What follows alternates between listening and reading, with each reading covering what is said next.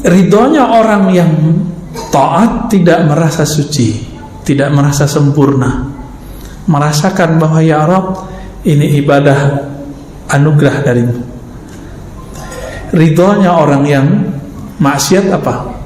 Cepat kembali kepada Allah Subhanahu wa ta'ala, ya.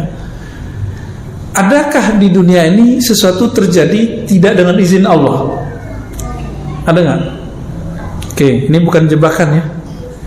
Taat terjadi di dunia nggak? Maksiat terjadi di dunia? Semuanya izin Allah nggak? Iya. Namun yang Allah ridho yang mana? Taat yang mana? Maka taat terbagi dua. Ada taat zahir, ada taat batin. Kepala sujud, tapi hati angkuh, merasa diri paling nyunnah, paling ikut sunnah Nabi. Masuk gak? Gak masuk.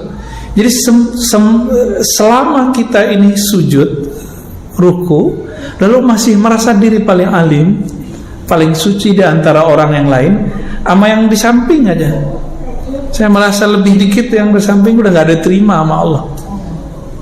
Gawat gak Pak? Gawat. Kadang-kadang Allah melirik, ini ada pendosa nih sholat di ujung soft, nggak kelihatan sama orang, bukan ustadz, bukan siapa-siapa, mungkin preman kali pendosa, tapi di kolbunya dia merasa, ya Allah, aku ini orang jahat ya Allah, datang ke rumahmu ingin mengadu. Waktu dia sujud dia nangis. Itu Allah lebih suka yang begitu. Tangisannya hamba yang mengaku salah itu lebih diterima daripada Allah, oleh Allah SWT, daripada kebanggaan orang taat dengan taatnya. Jadi taatnya kolbu apa? Memandang bahwa taatnya adalah hadiah dari Allah SWT. Ini saya sering ulang-ulang supaya tidak hilang dari alam bawah sadar kita. Kalau muazzin baca hayyalas shalah, hayyal falah, kita jawab apa? La haula wala quwwata. Ayo sholat. Jawabannya tiada daya untuk takbir, untuk sujud, untuk ruku kecuali dengan izin Allah. Tapi ahlul haqaiq, ahli hakikat itu menjelaskan, la haula fit ta'ah wala quwwata fil ma'siyah illa billah, kecuali dengan izin Allah. Tidak ada kesanggupan orang untuk taat dan juga maksiat kecuali izin Allah. Masalahnya ketika taat kolbunya ngapain? Setelah maksiat kolbunya ngapain? Ini Allah pandang cuma kolbu, ya. Oleh karena itu, sahabat-sahabat yang makan Allah, jangan terlalu girang dengan amalan yang kita dapat, tapi jangan putus asa juga dengan maksiat yang kita pernah lalui, ya. Semuanya Allah yang atur. Kita ini dibuat pernah maksiat biar enggak merasa paling suci di antara manusia. Ini bapak-bapak yang merasa suci ini, itu suatu saat Allah akan lempar ke dunia hitam. Kalau Allah sayang, dilempar nanti ditarik. Ketika ditarik, bentar-bentar nangis, bentar-bentar tersentuh. Setiap kali melihat orang bermaksiat, dia nggak menghakimi orang, dia wah saya juga begitu, mungkin saya lebih hina daripada orang itu. Ini Pak rahasianya. Maka seorang yang sudah begini, baru dia masuk ke ranah namanya radiyah, mardiyah, jiwa yang ridho. Jadi jiwa yang ridho sumbernya di kolbu. Kolbunya sudah beres. Walaupun jiwanya masih belum beres, nggak apa-apa. Kolbunya yang penting beres, Pak.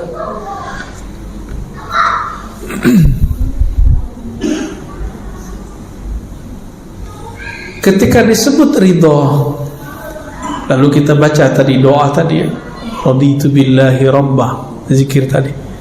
Apa kata Nabi dalam hadis Abu Daud? Orang yang meninggal, yang mati di waktu paginya dia baca raditu billah, atau sorenya dia baca raditu billah, maka dia mati syahid. Sekarang kita tanya, arti asli dari syahid apa? Syahidayash hadu, menyaksikan. Apa yang dia saksikan? Perbuatan Allah Subhanahu wa ta'ala. Karena dia tahu Allah yang berbuat, dia ridho, maka dia disebut syahid. Itu artinya mati syahid, Pak. Kenapa para pejuang itu kalau kegores badannya, dia senang, Pak, girang, rohaninya girang. Ketusuk badannya sakit, tapi kolbunya bersyukur kepada Allah. Itu kalau dia jihad dengan kolbunya, dengan ruhnya. Maka nanti para syuhada disebutkan dalam Sahih Bukhari dan Muslim, jika dia mati, dia minta dihidupkan lagi. Ya Rabb, hidupkan aku, ahyini. Jika aku hidup, matikan lagi ya Allah dengan syuhada. Hidup lagi, mati lagi, hidup lagi, mati lagi. Jadi kecanduan. Jadi para syuhadanya ada kecanduan. Ketika ditusuk mati, itu dia merasa bahagia. Inilah yang disebut oleh Allah Ta'ala, bal ahya'un inda rabbihim yurzakun. Mereka hidup di sisi Allah. Kenapa? Karena mereka ridho. Jadi kalau mau jadi pejuang di akhir zaman, belajar ridho, Pak. Ini berpecah-pecah dikit, tersinggung dikit, baper, ya. Enggak, orang ridho itu di atas sabar. Maka Imam Ibnu Abi Bakar Ar-Razi mengatakan apa? Jika kamu tidak sanggup ridho, sabar aja. Berarti sabar di bawah ridho. Coba bandingkan nih makom sabar dengan ridho. Innallaha ma'as sabirin. Sesungguhnya Allah bersama orang yang sabar. Bagi ahli kalam, ahli akidah, kebersamaan ini majazi. Tapi bagi ahli hakikat, ahli qalbu, ahli rohani, ini ma'iyyah hakikiyah, kebersamaan hakiki. Allah benar-benar membersamai orang sabar. Sabar di atasnya sabar ada ridho. Kebayang, jika orang sabar bersama dengan Allah, kira-kira orang ridho bagaimana dengan Allah? Kebayang ya? Orang sabar itu punya backup. Kalau kita nih misalnya di backup oleh jenderal ini, preman itu, tapi belum tentu kan backup itu Allah, orang itu sayang sama kita kan belum tentu. Tapi kalau ridho, di atasnya sabar, backupnya abadi. Kalau sabar ada batasnya, kalau ridho unlimited. Inilah kalamnya Sayyidina Nabi Sallallahu Alaihi Wasallam. Apa kata beliau kepada ahli Badar? Ya'malu ma syi'tum fa innallaha qad ghafara lakum. Hai sahabatku ahli Badar, kekasih-kekasih Allah, 313 orang melawan ribuan orang. Mereka ridho, enggak satu pun mengeluh. Ingat, enggak satu pun mengeluh. Karena mereka ridho, ya Rabb, kami ridho. Walaupun musuh 1 juta pun kami ridho. Cuma 313, Pak. Jangan dikira waktu kafir Quraisy perang itu nggak ada jin yang ikut. Banyak jin ikut. Jin-jin kafir pada ikut. Jumlah orang Islam cuma 313. Akal kita, maka beragama jangan hanya pakai logika biasa. Harus pakai rasionalitas tingkat nabi, tingkat wahli. Matematika kita biasa, 1 tambah 1 2. Tapi kalau matematika kenabian, kewalian, nggak begitu. 1 orang bisa jadi kekuatannya ada dalam dirinya sama dengan 1000 orang. Masih ingat kisahnya Sayyidina Umar diminta oleh gubernur Amr bin Al-As, minta 4000 prajurit, yang dikirim cuma 4. Masih ingat? Jadi Umar kirim cuma 4 orang. Permintaannya berapa? 4000. Diprotes. Si gubernur bilang, wahai Amirul Mukminin, saya nggak main-main. Saya minta 4000, kasih 4 orang. Ini main-main ini. Umar kirim lagi. Kamu nggak tahu, 1 orang yang saya kirim itu spirit yang ada dalam dirinya sama dengan 1000 orang. Nah ini yang mau dicari ini. Ini kekuatannya bukan di mulut, bukan di takbir-takbiran mulu, Pak, ya. Ini katanya kalau udah bisa takbiran bentak orang udah bisa berjuang. Sorry, nggak masuk. Ya, apa kata Nabi ketika orang suka takbir bentak? Irba'u ala anfusikum. Nanti kan sebelum 2004 nih kejadian lagi nih. Tunggu aja Pak. Ya, antum udah lupa nih dengan ceramah ini. Ya. Orang nanti akan bertakbir lagi untuk bentak ustaz, bertakbir lagi bentak Habib. Nanti begitu Pak. Ya. Dikira kalau udah takbir itu benar. Ya belum tentu.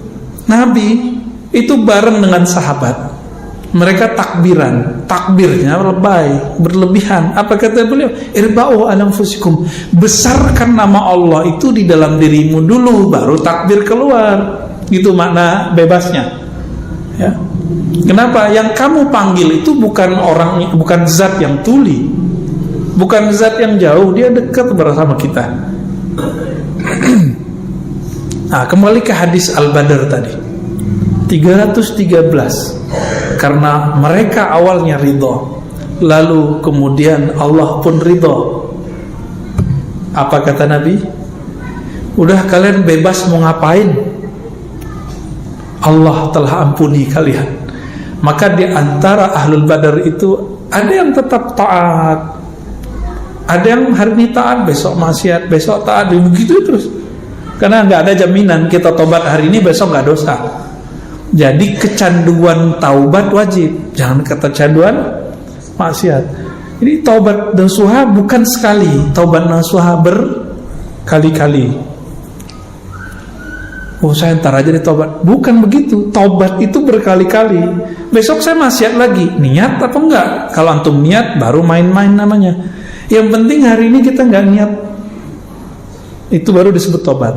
Ya Allah, saya niat gak maksiat lagi besok, itu tobat namanya.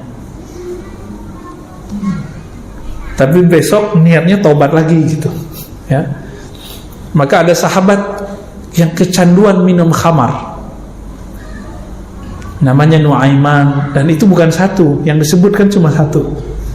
Biasa hukum syariat berlaku, dijilid, dipukul 40, 80. Apa kata orang ke Sayyidina Umar? Nabi sudah wafat, Abu Bakar sudah wafat. Wahai Rasulullah, wahai Amirul Mukminin, itu musuh Allah, bunuh aja, uktuluhu, bunuh aja. Berarti di zaman Sayyidina Umar ada orang-orang yang suka berdarah-darah, bener gak? Suka membunuh orang, kalau ngeliat pemaksiat, wah ini pemaksiat nih, harus kita bantai nih. Halal darahnya udah ada di zaman Umar, apalagi hari ini Pak. Hari ini lebih dahsyat. Orang haus darah, zombie tapi berkopiah, zombie berserban hari ini. Ngomongnya darah aja ya, kafir, bid'ah, serem Pak. Udah darurat begini nih. Tapi Allah masih sayang sama kita. Arab udah hancur kan, Yaman banyak nih mahasiswa Yaman udah pulang. Saya ketemu juga kawan-kawan di Eropa, dia asli Yaman, gak mau balik lagi. Apalagi Saudi yang nyerang Houthi Yaman, Irak udah hancur, Syam udah hancur. Sisa Turki bukan Arab Pak. Turki itu bukan orang Arab ya. Turki itu punya nostalgia zaman Khilafah Utsmaniyah, tapi sebenarnya nggak berdaya juga. Gertakan aja yang kuat. Saya kalau ceritain persoalan Turki kan pada nggak percaya ntar. Ya, banyak masalah sebenarnya. Berita yang kita dengar itu kan cuma separuh aja. Ya, yang sebenarnya kita nggak dengar Pak.